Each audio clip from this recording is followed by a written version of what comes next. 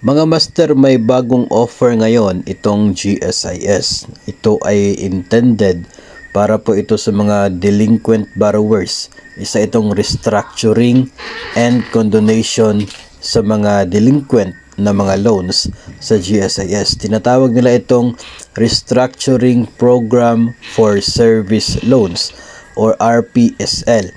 Isang one-time condonation and restructuring program para sa mga delinquent borrowers ng GSIS para pwede sila magkaroon ng flexible and lighter option para sa pagbayad ng kanilang mga due and demandable service loans at maging mga penalties nito sa GSIS. So, ito po ay para sa mga delinquent loans, condonation, tapos restructuring ng inyo pong GSIS loans para siguro ito ay magiging active status na, tapos magkakaroon pa kayo ng flexible term para bayaran ang inyo pong utang. Pag-usapan natin yan mamaya.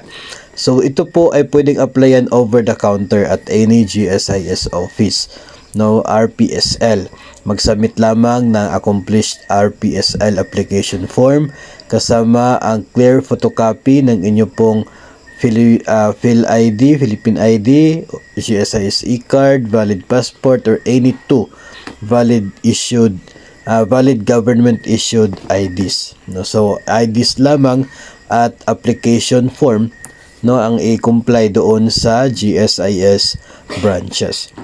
So maganda din ang programang ito mga master, at covered nito ito pong mga uri ng loans na katulad ng salary loan, enhanced salary loan, restructured salary loan, emergency loan assistance, summer 1 month salary loan, members cash advance, e-card plus cash advance, console loan, enhanced console loan, emergency loan, home emergency loan program, study now pay later, FlyPal, Pay Later, Educational Assistance Loan, Stock Purchase Loan, Policy Loan, Optional Policy Loan, GFAL, Program for Restructuring and Repayment of Debts or PRRD, Multipurpose Loan, Computer Loan, and other future loans. So parang lahat na ng uri ng loans sa GSIS basta kay yun po ay delinquent na. Yung status ngayon pwede po ninyong applyan ng RPSL doon po sa GSIS branches. So restructuring program po ito.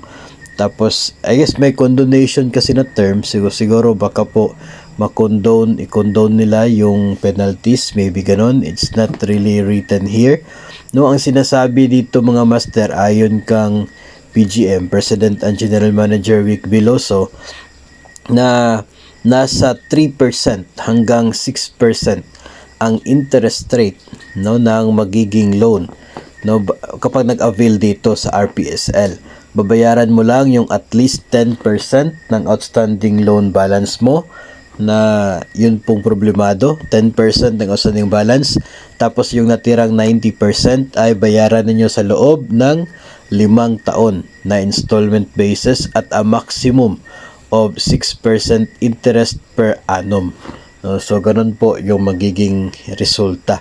Bayaran mo yung 10%, yung 90% ay to be paid for 5 years at a maximum of 6% per annum na interest rate. So at least yung problema kasi natin mga master kapag delinquent yung loan, especially para sa mga due and demandable na mga loans, total of 18% per annum yung kanyang interest and penalty niyan.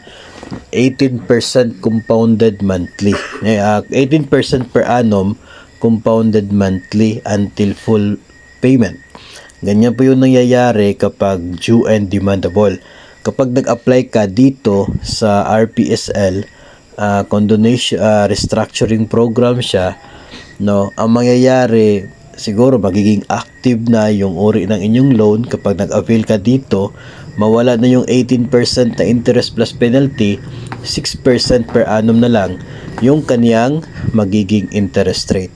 Tapos bayaran mo siya sa loob ng 5 taon. Ang kailangan mo lang is yung 10% sa outstanding balance na siyang magiging parang down payment mo doon sa program na ito para maging eligible ka no, na mag-avail doon sa mas magandang offer nila na GSIS. So ito po ay intended hindi lamang sa mga sa mga active, no, I guess pati rin na rin yung mga pensioners natin, kasi may nabanggit din po dito na pwede na kapag i-under mo siya dito ay doon na mangyayari sa parang deduction na from your pension yung magiging payment niya monthly. So pwede mo rin siyang bayaran ng over the counter, no, yung uri po ng inyo pong yung mode of payment. Tapos kung ikaw po ay separated, tapos ngayon ay nabalik na sa government service, tapos nag-avail ka nito para sa mga previous loan mo noong nauna ka na naging member before ka nag-resign, ngayon ay pwede mo na siyang maging salary deduction, no, yung magiging bagong amortization mo under the RPSL, no. So or at least hindi ka na ma-pressure, no, na or ma-hassle din sa pagpunta sa GSIS branch para magbayad over the counter. So pwede mo na siya maging salary deduction. So ganyan po itong magandang offer na ito ng GSIS, intended for delinquent borrowers, no. Sa one time lamang naman ito, kaya once na nakapag-avail tayo nito, then we can start anew, no. Tapos that's the time na we will keep monitoring our loan account, kasi yun nga, one time offer lang siya, hindi na siya mangyayari again in the future kapag muli kang maging delinquent borrower, no. So at least by this way, no, pamamaraan ng GSIS ay may mga natitipid, itong mga delinquent borrowers, kasi magiging 6% na lang yung interest, instead doon sa sa malaking interest and penalty na sakop kapag especially kapag due and demandable lang inyong loan account. So pwede po kayong makapaghingi ng more information about this program sa kahit saan pong GSIS offices. Pwede po kayong mag-message sa kanila pong Facebook page, especially dun sa mga branches po na malapit sa inyo. Pwede din po kayo mag-email sa gsiscares@gsis.gov.ph.